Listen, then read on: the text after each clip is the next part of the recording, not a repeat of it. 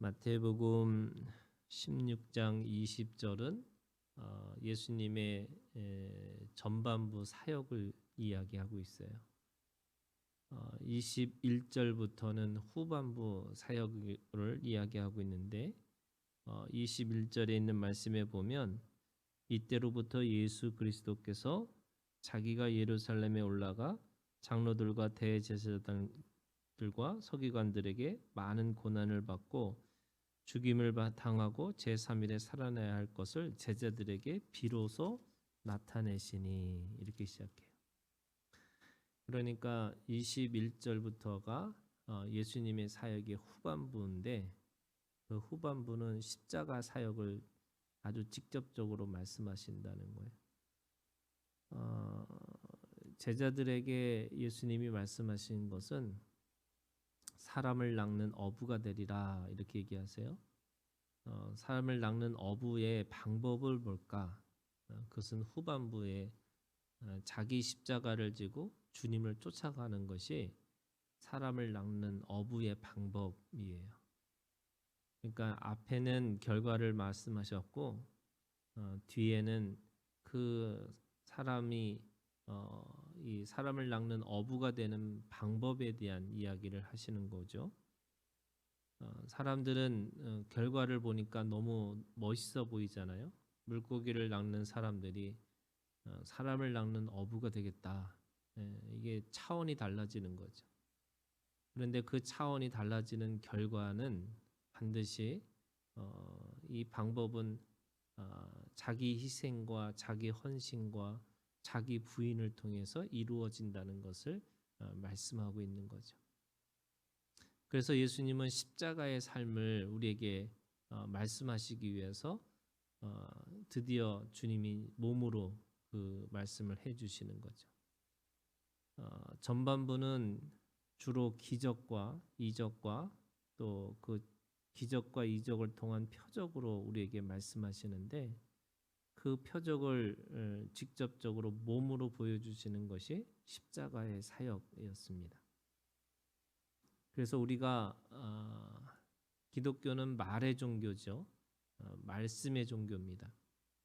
그런데 그 말씀의 종교가 진짜는 몸으로 보여주는 종교가 돼야 되는 거죠.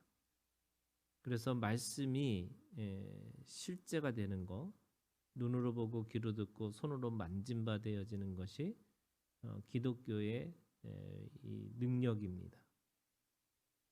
그래서 말로만 한다라는 것이 아니고 말이 실제가 되어서 그 말의 실제를 통해서 생명력을 부여해주고 부여받고 하는 것이 기독교 우리가 가지고 있는 신앙의 본질이라고 얘기할 수 있습니다.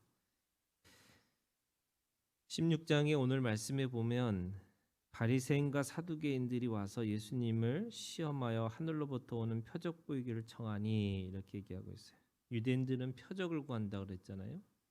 유대인들이 가지고 있는 표적이라는 것은 하나님 앞에 기적을 통해서 하나님이 누구이신지를 분명하게 드러내는 사인을 이야기하고 있죠. 그러니까 기적이라는 것은 자연의 법칙을 깨는 거지만 표적이라는 것은 그걸 통해서 하나님이 누구인지를 드러내는 게 표적이라고 할 수 있습니다. 그랬더니 주님은 뭐라고 말씀하시냐면 자연의 분별 이거는 열심히 뭔가 노력하는 게 아니고 인생을 살다 보면 그 자연의 분별은 자연스럽게 되는 거죠. 날씨가 흐려요. 그러면 비가 오겠구나. 그렇게 경험되어진 거기 때문에 그래요. 또 날씨가 좀 괜찮고 선선해지고 좋아지면 날씨가 참 좋구나 이렇게 얘기하는 거죠. 이게 자연의 분별이에요. 그런데 그 자연의 분별을 하는 사람들이 시대의 분별을 왜 못하느냐라고 하는 거죠. 자연의 이 변화를 경험하고 또 인생의 시간을 지내서 이 나이가 드는 것에 대한 지혜가 있어요. 그럼 똑같이 시대를 바라보는 지혜도 있어야 된다는 거죠. 그것이 오늘 주님이 말씀하시는 겁니다. 아주 특별한 사건이 일어나면은 그 특별한 사건이 왜 일어났을까라고 하는 거, 다시 말해서 그 사건과 그 상황 속에서 하나님의 뜻과 소원과 목적을 물어보는 것이죠. 그랬더니 주님은 그 시대의 표적을 어떻게 분별할 수 있느냐라고 했더니 요나의 표적밖에 없다라고 얘기합니다. 요나의 표적은 큰 물고기 속에 들어가서 사흘 만에 살아난 요나의 기적을 얘기하고 있죠. 그런데 그걸 통해서 사람들에게 뭘 요구했냐면 회개를 요구했습니다. 그러니까 요나의 표적은 두 가지 의미가 있어요. 하나는 사흘 뒤에 다시 부활하신 주님이 바로 요나의 표적을 가지고 계시다라는 의미도 있지만, 요나의 표적이라는 것은 요나가 그 느느웨 성에서 사람들에게 요구했던 것은 그냥 딱 한 가지입니다. 그들에게 8마디라고 얘기할 수 있는 건데, 그것은 회개하라는 거죠. 그것은 주님이 또 세례 요한이 외쳤던 회개하라 천국이 가까우니라라고 하는 그 표적의 의미가 시대를 이야기하고 있고, 또 그 시대 속에서 하나님이 가지고 있는 목적을 말씀하고 있는 거죠. 그래서 요나의 표적은 그 부활의 신앙은 결국 회개를 통해서 이루어진다고 말씀하고 있는 겁니다. 그러면서 예수님은 제자들에게 바리새인과 사두개인들의 누룩이라고 하는 그들의 가지고 있는 잘못된 세계 또는 잘못된 가르침을 조심해라 이렇게 얘기합니다. 여기서 누룩이라고 하는 것은 세속의 정신이라고 할 수 있습니다. 세속의 정신에 물든 이 어떻게 보면은 거짓 복음들이 있죠. 가짜 복음이 있습니다. 갈라디아서 있는 말씀에 보면 다른 복음이라고 얘기합니다. 예수를 말하면서 유대인들의 이 복음의 이것을 흐트러 버리는 율법에 대해서 이야기하고 있죠. 복음과 율법은 엄밀히 따지면 같이 있을 수 없는 것이라고 말씀하고 있는 거죠. 왜냐하면 율법은 은혜로 시작해서 은혜로 해석이 되어지는 율법만 있는 거지, 율법 그 자체로만 있을 수 없다라고 말하는 거예요. 그것이 다른 복음입니다. 갈라디아서 있는 말씀에 보면 할례도 받고 복음도 들을 수 있다. 이것을 사도 바울은 거짓이고 가짜고 다르다라고 얘기하고 있는 거죠. 이 누룩이라고 하는 것은 세속의 정신에 물들어서 복음을 다르게 얘기하고 있는 겁니다. 또 다른 예수를 전하고 있는 거죠. 오직 이 은혜라고 하는 오직 믿음이라고 하는, 또는 오직 그 예수 그리스도라고 한 것으로만 이해되어져야 되는데, 거기다가 믿음의 세계에다가 더 한 것들을 또 붙이려고 하는 겁니다. 우리가 가지고 있는 믿음은 은혜로 시작해서 은혜로 마치는 것이지, 결코 다른 것을 구하고 또 다른 것의 뜻을 찾지 않는다라는 겁니다. 세속의 정신이 물든 이 가짜 복음, 다른 복음을 경계하지 않으면 결코 우리는 또다시 자기가 주인이고 예수님의 은혜가 아니라 예수님이 가지고 있지 않은 자신의 공로를 가지고 무엇인가 이루었다라고 착각하게 만드는 거죠. 그러면서 오늘 13절부터 20절까지가 이 전반부의 하이라이트고요. 또 후반부에 시작하는 그 근거가 되고 있는 말씀입니다. 13절에 예수께서 빌립보 가이사랴 지방에 이르러 제자들에게 물어 이르시되 이렇게 얘기하고 있습니다. 예수님이 주로 사역하셨던 곳은 가버나움이고요.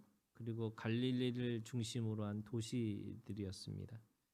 그런데 주님은 갑자기 북쪽으로 올라가세요. 거기는 이 빌립보 가이사라라고 하는 도시로 들어가시고 있습니다.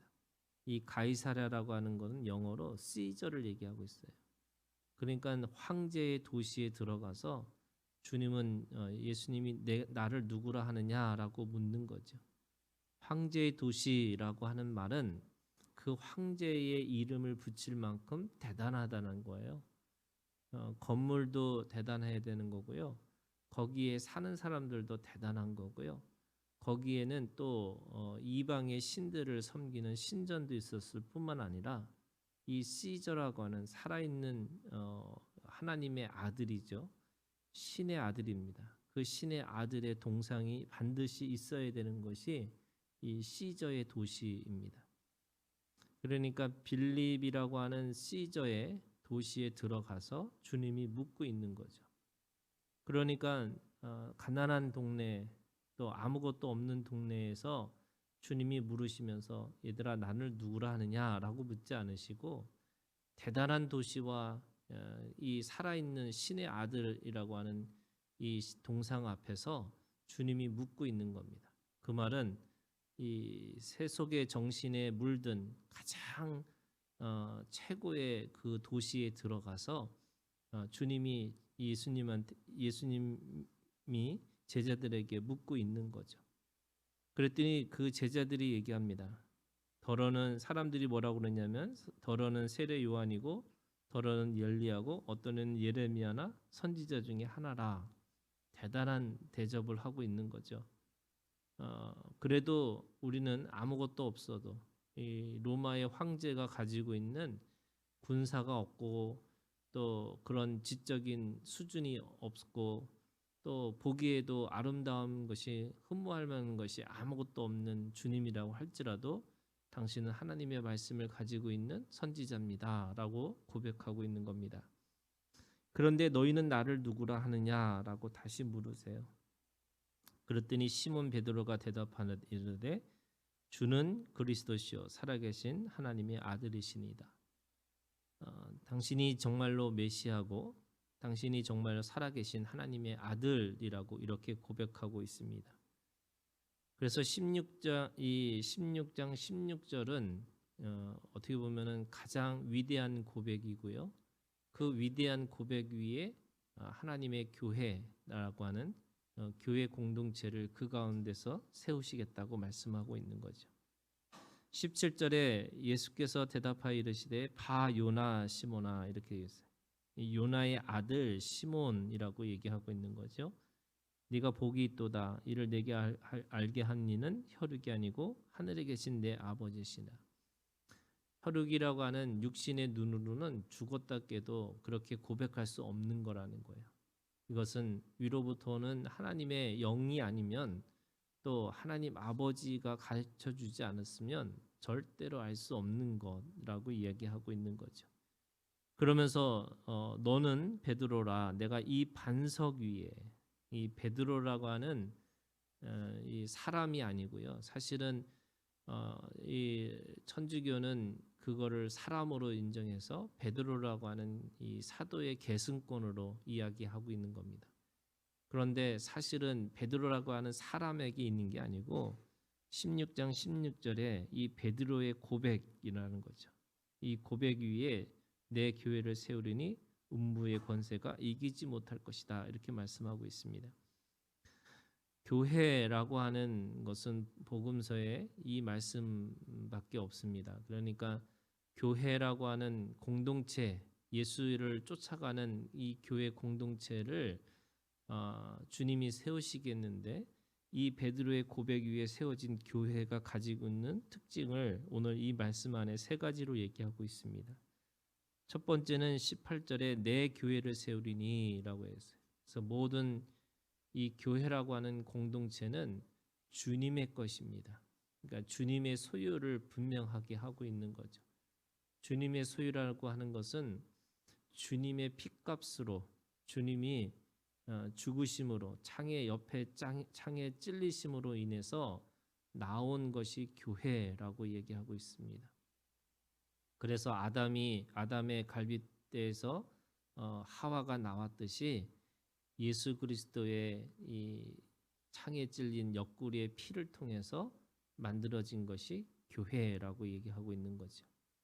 그래서 그 교회는 주님의 핏값으로 만들어진 것이고 그래서 교회는 주님의 신부가 되는 것이고 그리고 그 교회는 주님의 소유가 되는 거죠. 그러니까 누구든지 이 교회의 주장, 자기가 주인이라고 말할 수 없는 겁니다. 베드로조차도 베드로의 교회가 아니고 바로 예수님의 교회가 돼야 된다고 말씀하고 있습니다.